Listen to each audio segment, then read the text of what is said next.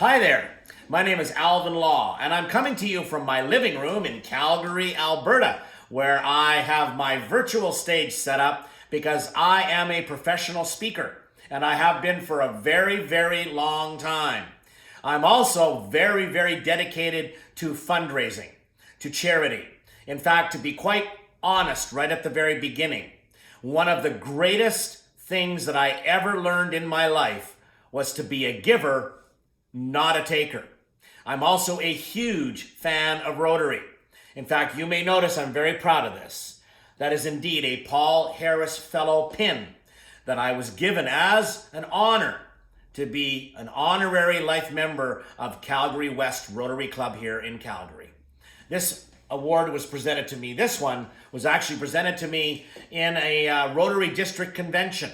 I have had so many opportunities to be part of this organization, but I can't lie, I've never actually joined myself. I know, it's a good old-fashioned argument that is really shallow, don't have the time. Well, the reality is I don't have the time. I especially don't know how you go to meetings every week. But I want to acknowledge in this case Rotary Worldwide, but specifically the Kalamalka Rotary Club in the Okanagan.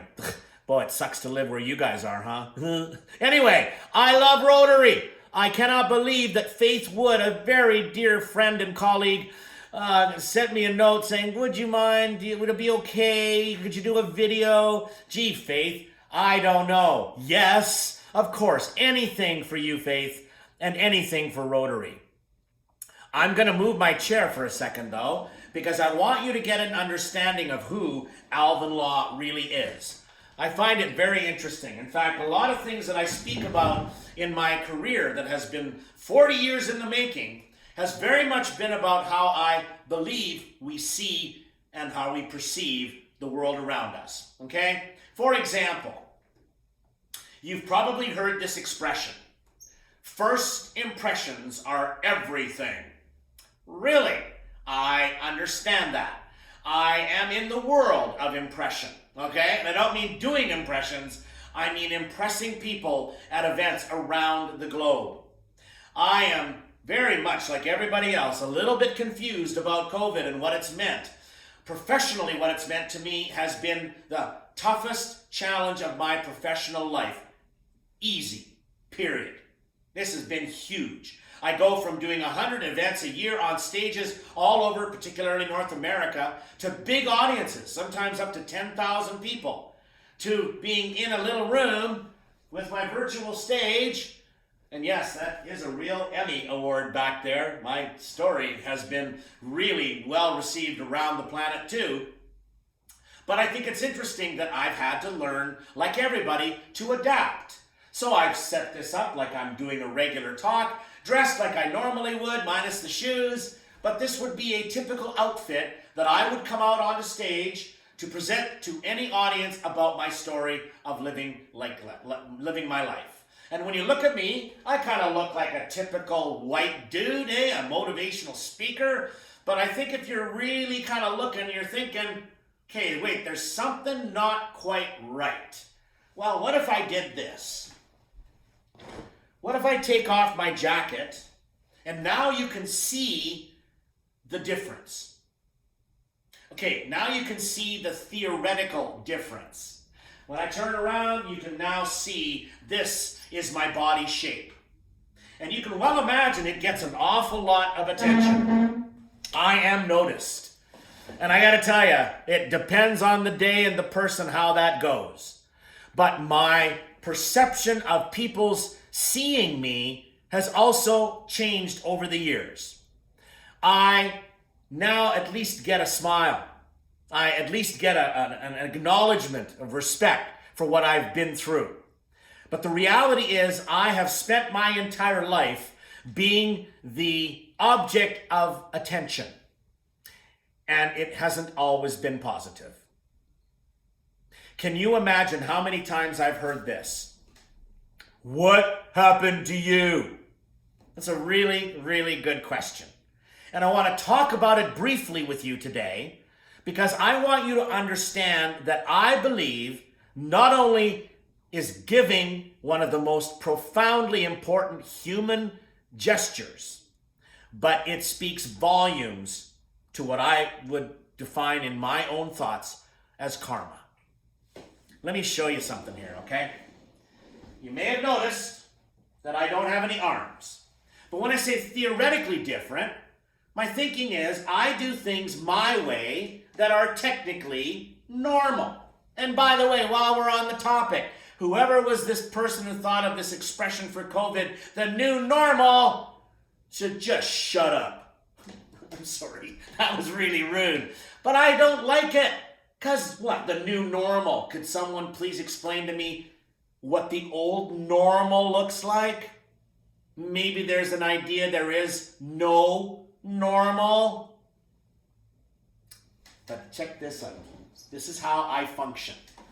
This, in my opinion, is the best service club motto in the world. Just hold this down, and I will show you how not only I learned to adapt to having no arms, and this is a very important thing that you see me do. This is a little bit wobbly, but that's okay, we're almost done. You know this. You know this very well. Service before self. There's my feet, and there's my nickname toes.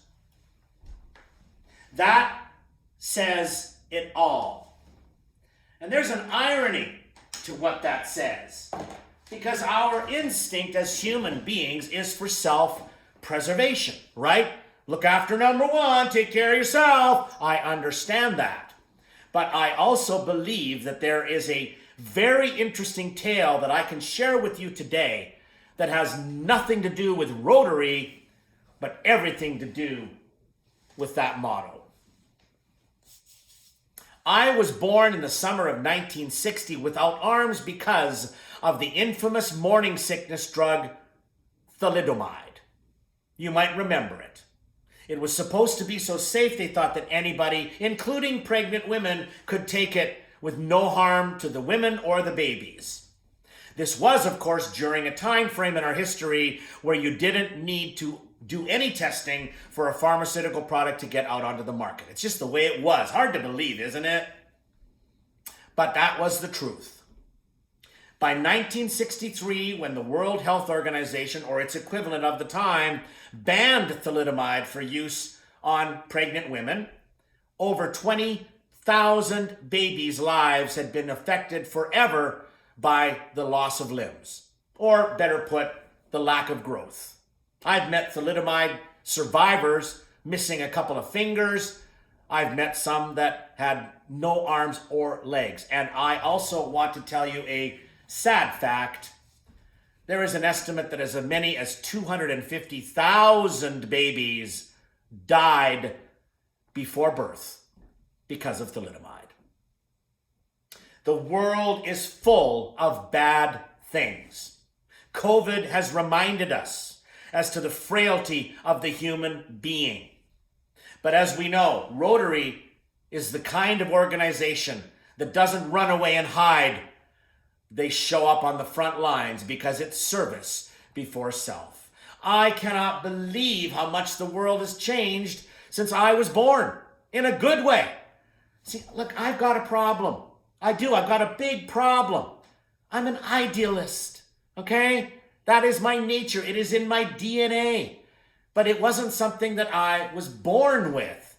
You see, my life, and I don't have a lot of time with you today because this really isn't about me. This is just about giving you a little bit of the Alvin Law story to remind you of what you're doing is so important. Caring about your community, raising funds that are so more vital today than ever before in our history. But I want to use my story as the example very quickly. Because you see, I get this. People look at me and they say, "Oh, you're so inspiring, Alvin Law." Thank you. But it wasn't me. I was born in the summer of 1960, and by 5 days of age, I was also homeless. You know, a lot of people say, how did you overcome having no arms? My answer actually is I overcame 1960. Having no arms was insignificant. It was the era, the stigma, the negativity. The medical community believed I would have zero quality of life. Therefore, they advised my birth family to simply give me away. So I became homeless, literally. I had nowhere to go. Except karma showed up. I know I'm using the wrong use of karma, but it works for me. This couple comes along, and they are the reason that I am here today. The reason. Hilda and Jack Law had a foster home in a little town called Yorkton, Saskatchewan. They were in their 50s, 55 and 53, and they were aging to the point where they didn't want a really busy life, but Hilda in particular was bored. So Jack worked his 18-hour days as a service manager for the International Harvester dealership in Yorkton, and Mom decided to have a foster home. They largely took in problem teenagers who were removed from their homes for usually legal reasons. And Hilda and Jack would look after these kids, not judge them, just put them back on track, maybe send them back to their homes or maybe to a better home, whatever. No politics. But the reality was when I came to live with them, this was not going to be simple. By the way, they had no plans of adopting me. They had no plans of keeping me. But everything changed one day when my mom discovered something that even she could not have predicted. See, I couldn't hold my own baby bottle. It didn't have a cool handle like this one, all right? Mom would try experiments. Like one day she put my bottle in my crib and she laid it on a pillow next to me on my side, and I laid on my side and tried to drink out of it, using gravity to feed me, I guess. That experiment, by the way, failed miserably because all I did was roll over because, having no arms, I'm really good at rolling over. So Mom didn't quit though. She kept putting the bottle back on the pillow and I rolled over, and the bottle on the pillow and I rolled over, the bottle on the pillow and I rolled over. But Mom was not a giver-upper. I know that's kind of a made-up word, but how profound. I had a mom who was not going to quit on me. One morning she came into my room and I was sitting up in the corner with the bottle between my feet, sucking away, having a great time. So you can imagine even my mom was fascinated by what she saw. She gave me some toys. I started to play with them with my toes, just like this, with my toes, like their hands. This is not the toy. It's actually a hairbrush. But it explains physically, because people are obviously curious, how do you take care of yourself? Well, you see, that's the thing. Mom was my caregiver, but she pushed independence. So where she could have done everything for me, brushed my hair for me when I had it, brushed my teeth for me, taken care of me, and of course as a mom, as a baby, she did. But as I grew older, my feet became my hands. And I believe my so-called handicap disappeared. What changed my life was not amazing feet, but amazing people. Let me give you one of my favorite examples, all right? There was a school right across the street from our house in Yorkton, Saskatchewan, and I couldn't wait to go there. Summer of 1966. Mom and Dad take me across the street. We go into the school. There was a lovely day happening, an open house. There was dainties in the library. Mom and Dad had a coffee. I had a donut. I don't know why I remember that. By the way, a donut fits perfect on your big toe. And when I go into Tim Hortons to have my favorite chocolate donut, I get to lick my toe off. When I'm done. That's right, folks. These really are my hands. So I'm not handicapped. What I am is so grateful for Hilda and Jack Law. Is this a stretch? They were service before self. They were taking in an armless child, a baby that looked to have absolutely no future. Here, check this out. This is me. The same week they brought me home. Look at me now. So, did I do this? No. The school story is a perfect example. We went to the principal's office to presumably sign some papers, and before you know it, the principal is saying these words, "I'm sorry, Mr. and Mrs. Law, but he can't come here." And it's like, my dad's going, "We live across the street." "Well, Mr. Law, we know where you live, but that doesn't change the fact that he can't come to this school. Mom says he needs to go to school. Where's he supposed to go?" "Oh, Mrs. Law, there's a school across town for kids like him." Mom went, "Kids like who?" Principal, using an old word, said, "Well, crippled kids like him." And he points again. Mom looked at me, looked at the principal. "He's not crippled." Principal looked at my mom like there was something wrong with her too. "Mrs. Law, he's got no arms. What do you call that?" Mom went, "Alvin." Great story, right? Obviously, I got an education. I would suggest not obviously. You should have been in that room. This very professional educator and principal says, "Be that as it may, there's nothing I can do." See, look how lucky I was. I lived in a home where that expression did not exist. My dad was a service manager for farmers. He never said, "There's nothing I can do." I mean, we tried so many ways to get me to integrate into society. I even tried playing the piano.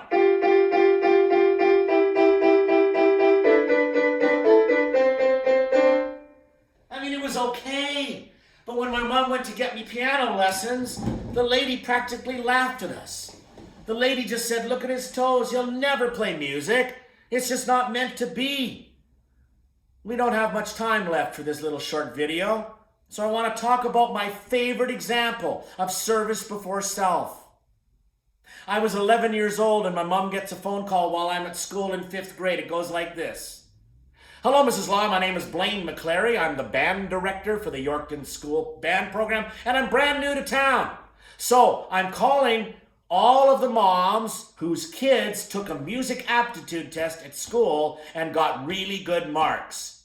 And my mom's going, "I never heard about a test." "I know, Mrs. Law, that's why I'm calling you, because a lot of the moms are saying the same thing. But trust me, the kids had to take a test. It's kind of an entry into the band program, and your son got 96%. My mom's like, "Really? Wow, that's pretty good." "It is. That's why we want him in the band, Mrs. Law."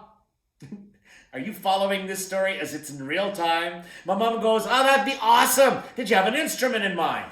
"Well, Mrs. Law, we normally wouldn't do this, but I'm kind of inclined to let your son pick any instrument he wants." Oh, Mr. McClary, I can't wait to tell him the good news, but I got one more question for you. "Sure. Have you met him?" "No, it's got his phone number here." "Well, Mr. McClary, kind of an important time to tell you that Alvin sort of has no arms." "Sorta? Seriously?" He says, "You're kidding." And my mom went, "No, he was born that way and I'm not kidding." Do you know that guy actually ended up hanging up? Not rudely, just saying, "I didn't realize that. I'm sorry to bother you. We can't put a kid in the band with no arms." Click. Thank God I have had people in my life who were the metaphorical example of calling back. You see, Mr. McClary, he did call back. 6 weeks later, I get introduced to this wonderful man who would end up changing my entire life. They take me to the high school and we go into this room where they showed me this really funny looking chair. The chair had the right arm missing and the left arm had a metal rod bolted to the side. Sorry, I was getting back in the chair. And a clamp was on the top and there was another one on the back. And Mr. McClary took out of this case on the floor and inserted in these clamps a trombone. A trombone! And like a game show host, he goes, "What do you think?" "Well, it was a trombone. What do you think I thought? It was the dumbest looking thing I'd ever seen in my life." "Well, can you move the slide with your foot?" "Yes, I can." "Can you make this noise?" "Yes, I can."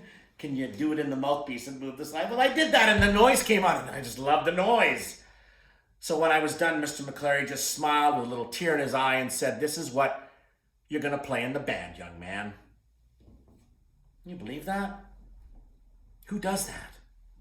Who goes, "No arms, trombone. People like Blaine McCleary and Hilda and Jack Law, and people like Rotary.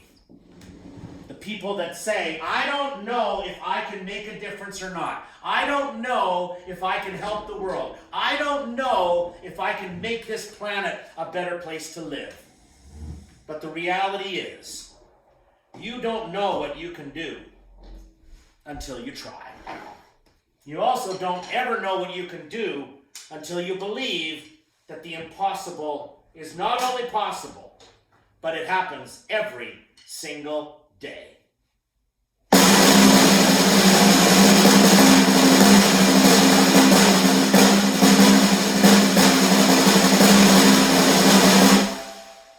All right, clap for that if you like. Hey, listen. I wanted to show you the drum because I want to make an impression on you today, but not for my ego. See, I believe the most important impression is not the first one, but it's the one we leave behind. It's our legacy. It's the impact that we choose to make on this beautiful planet Earth. And today it's about raising money for the need. There is so much need. So please, please, please accept my humble thank you for being incredible human beings, for believing in karma, and for believing in service before self. It makes a difference. You make a difference. God bless you all. Thanks for having me here.